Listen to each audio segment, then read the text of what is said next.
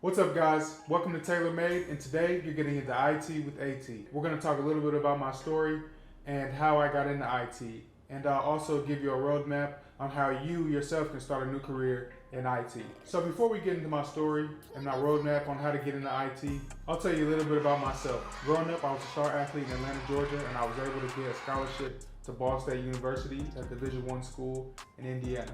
I graduated in 2016, and upon graduation, I got an opportunity to play for the Green Bay Packers. I signed to the Packers as a free agent after going to rookie minicamp. I stood out in rookie minicamp, and Alonzo Highsmith noticed my talent, and he gave me an opportunity to play in the NFL, which I still appreciate to this day. I went through OTAs, preseason, and camp with the Green Bay Packers, and unfortunately at the end of preseason, I was not selected to come back and become a member of the 53-man roster. So I was cut from the NFL. After I was cut from the league, I continued to work out and work on my craft, as well as run a production business. I had got my degree in video production from Ball State, so I decided to use it and started a business with my business partner back in 2018. Throughout the next couple years, from 2018 to 2019, we worked hard on the business as well as working hard on the field, making sure that I got another opportunity to play ball again. In 2019, that opportunity came, and I got a chance to play in the XFL. We're out here with the exclusive. Shit, talk to him. Sure way, check your ass. You know what the fuck going on, man. First XFL preseason game in the books. You know, we about to take this dub and get out of here early. You know what I'm saying? Let your mama know we pulling up to the club later, baby. Playing in the XFL was a great experience. I got to live out my dreams as a professional athlete, as well as get paid while doing something that I loved. Unfortunately, in 2020, the league got shut down due to COVID, and I had to figure out what the next step was for me.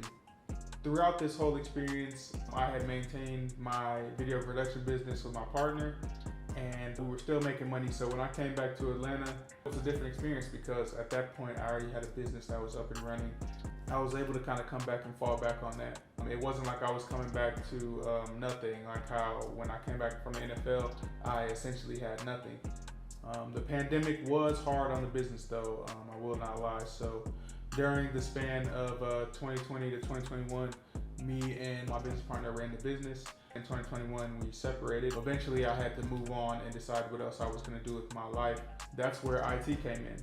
So throughout my time running the business, I gained a lot of great experience and a lot of great knowledge by running a business, as well as a lot of great technical knowledge, working with software and hardware components that were essential in running a production business. So I was able to kind of pivot into IT fairly smoothly because I had experience as well as relevant knowledge in this space, as far as like knowing the different parts and components of computers that make them run and how they affect their performance. That was really a lifesaver for me because it was really, really simple. All I needed was somebody to point me in the right direction.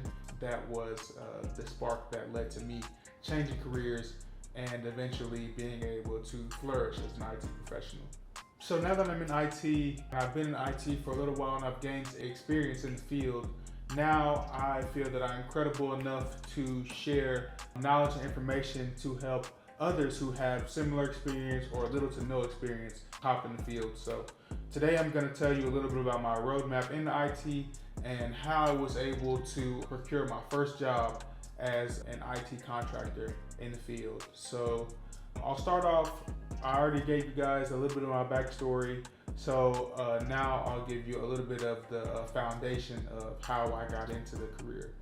It all started when one of my younger family members graduated from high school and was going into the Navy.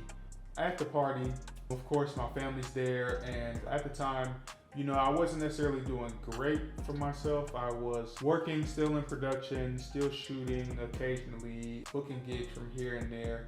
But, you know, I could have been doing better. So I was talking to my family members, and one of my family members suggested that I get into information technology since I already had relevant knowledge and relevant experience. So he pointed me in the right direction, and he was able to tell me, check out the CompTIA A+, learn some of the fundamentals and some things in the field that were going to help me along the road to getting my first job.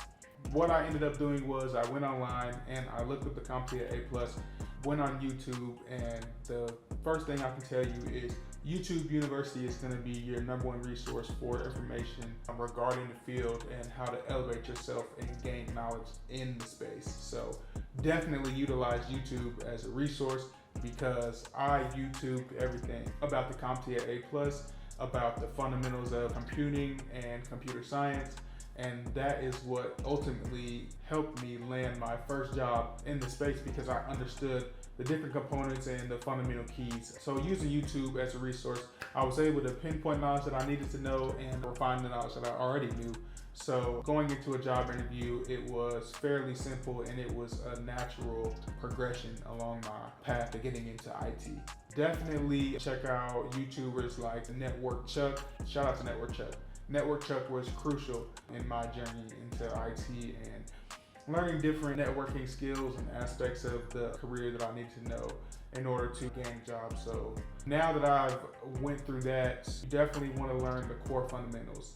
A lot of people see these salaries for cybersecurity and software developers and different trades inside the IT field. Everybody's seeing 150, 200,000, 250,000, 300,000. But what I will say is what helped me along the road, I learned the core fundamentals of computer science before I started to branch out into web development and cybersecurity, because those are definitely skill sets that will garner a lot of attention and will gain you that high salary.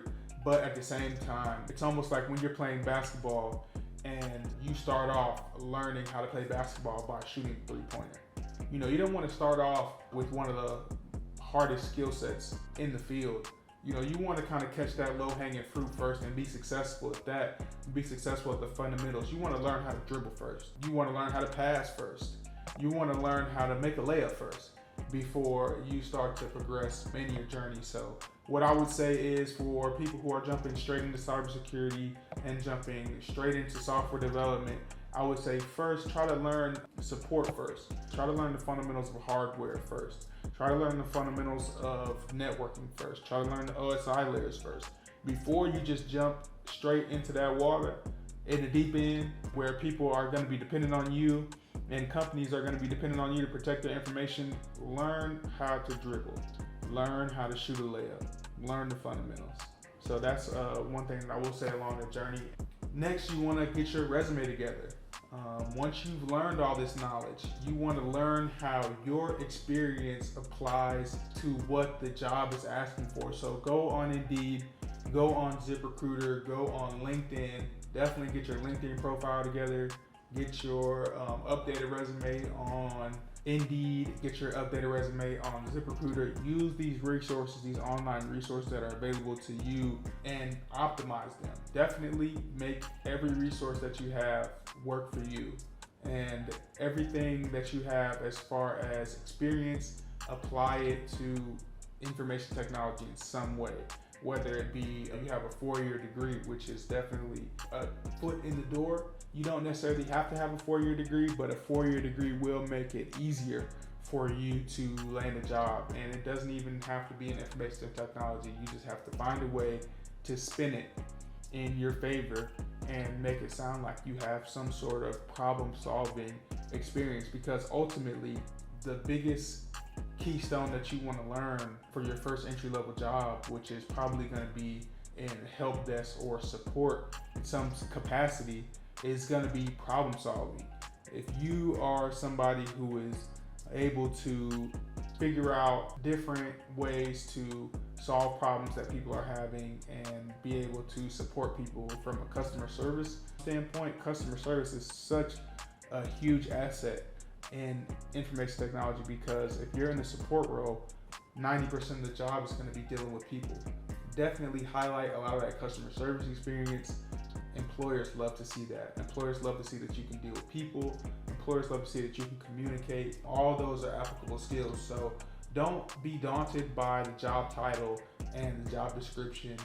All those are things that you can learn along the way, either through YouTube or a little bit of Googling, or finding resources online, depending on however you find resources. But for me, it was mostly Google, YouTube, CompTIA A+, networking, plus Security Plus. I was looking up things that were going to get me certified, things that were going to give me credibility, and tests that were applicable and that employers were looking for in the field. So one, study the core fundamentals of the trade. Go look at the CompTIA A+. That is a great place to start if you're trying to break into IT, because the first place you're going to break into IT if you don't have a degree is most likely at the support level. So learning how to troubleshoot networks is and the fundamentals of troubleshooting hardware and equipment are definitely skills that you need to learn.